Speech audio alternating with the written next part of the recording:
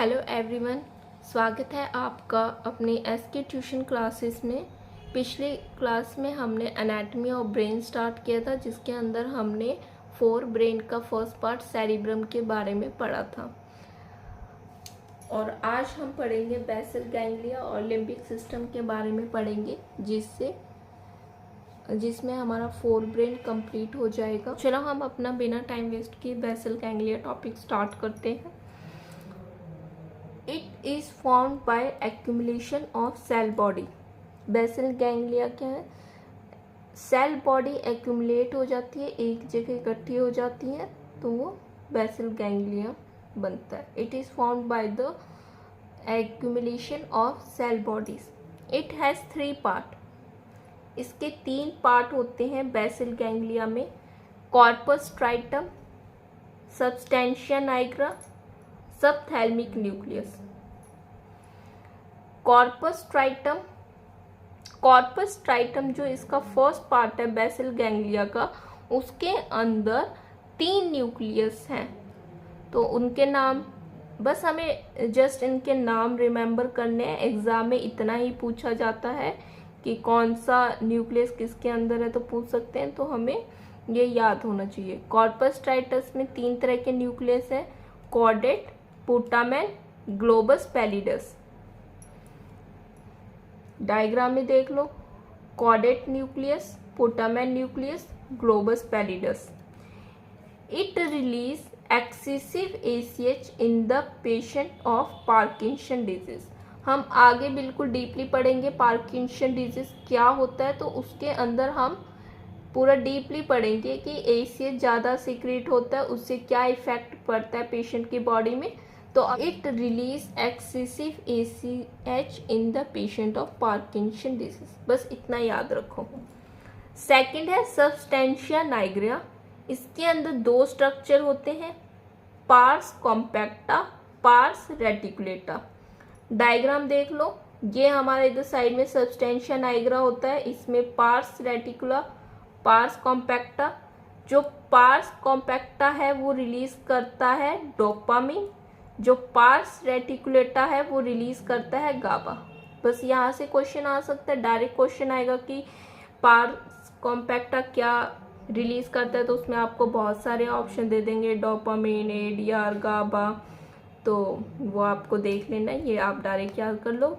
Parse compacta release करता है dopamine, parse reticulata release करता है गाबा। थर्ड है सबथैलेमिक न्यूक्लियस, जो इधर थैलेमस होता है उसके नीचे सबथैलेमिक न्यूक्लियस, और ये हमारा सबस्टेंशिया नाइग्रा हो गया। तो अब हम इसके फंक्शन देख लेते हैं, जो कि बहुत इंपॉर्टेंट है, जो कि एग्जाम में पूछे जाते हैं। Function of basal ganglia: it help in smooth contraction of muscle. Smooth contraction में हेल्प करता है ये मसल्स की। Also prevent the unnecessary movement.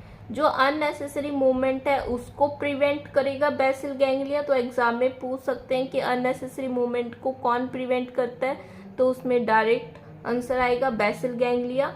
It control the autonomic voluntary activity. Autonomic जो वॉलेंट्री एक्टिविटी है उसको कंट्रोल करता है। वॉलेंट्री और इनवॉलेंट्री का मतलब मैंने आपको पहले भी बताया है। वॉलेंट्री का मतलब होता है जो हम कंट्रोल कर सकते हैं, इनवॉलेंट्री का मतलब है जो हम कंट्रोल नहीं कर सकते, जो ऑटोमेटिक है, अपने आप हो रहा है बॉडी में। तो this activity are performed involuntary but it can also be performed voluntary.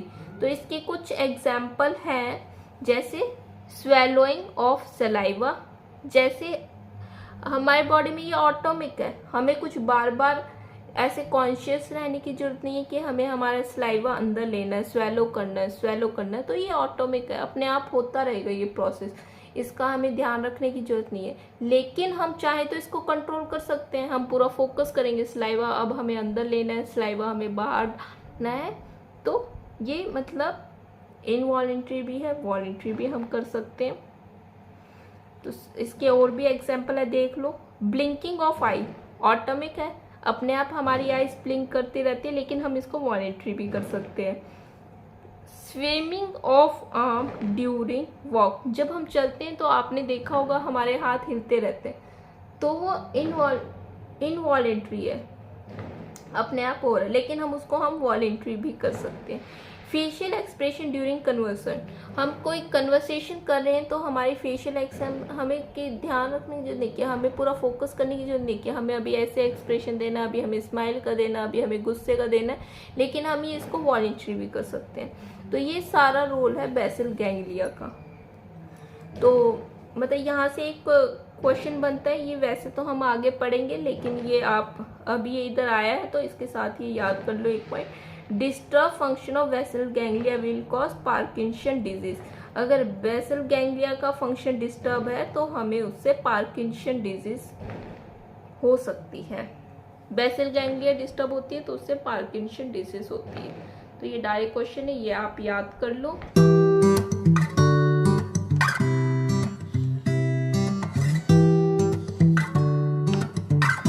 अब हमारा देख लो लिम्बिक सिस्टम। लिम्बिक सिस्टम में क्या आता है, it is also known as emotional brain. Direct question आता है कि इमोशनल ब्रेन किसको बोलते हैं, तो उसमें आता है लिम्बिक सिस्टम। लिम्बिक सिस्टम को बोलते हैं हम emotional brain. It is form by participation of many organ participate, ये बहुत सारे ऑर्गन होते हैं, पार्टिसिपेशन से लिम्बिक सिस्टम बनता है हमारा। उसके अंदर कौन कौन से आ जाते हैं, hippocampus, amygdala, thalamus, hypothalamus, olfactory bulb, इन सारे ये रोल है इनका लिम्बिक सिस्टम में। फंक्शन ऑफ लिम्बिक सिस्टम हम देख लेते हैं। It is responsible to regulate the emotion of individual. Limbic system help करता है इमोशन को कंट्रोल करने में। It control the emotional like love, fear, anger, jealousy, इन सब को कंट्रोल करता है। Hippocampus and amygdala control the memory. Important question है, मेमोरी कौन कंट्रोल करता है, hippocampus and amygdala. Hippocampus and amygdala control the memory. Amygdala is also responsible mainly control of fear emotion. जो हमारा डर है वो वाले इमोशन कौन कंट्रोल करता है, अमाइगडाला। किसी का डर वाला इमोशन कंट्रोल नहीं हो रहा, मतलब अमाइगडाला में कुछ प्रॉब्लम है, अमाइगडाला इफेक्ट है। Olfactory bulb provide help in olfaction. Olfaction मतलब स्मेल में, उसमें हेल्प करता है ऑल्फैक्टरी बल्ब। तो ये हमारा हो गया लिम्बिक सिस्टम हमने देख लिया, बेसल गैंग्लिया हम देख लिया। तो जो हमारा फोर ब्रेन का जो हमारा टेलेंसिफलन वाला पार्ट था वो हमने देख लिया। अगले में हम डायंसिफलन वाला पार्ट स्टार्ट करेंगे। Okay, thank you. आशा करती हूँ कि आपको सब अच्छे से समझ में आ रहा होगा। आप प्लीज़ हमारे चैनल को सब्सक्राइब करें, लाइक करें, अपने फ्रेंड्स में शेयर करें, ताकि हमें मोटिवेशन मिलता रहे और हम आपके लिए और भी अच्छी अच्छी वीडियो ला सकें। Okay, thank you.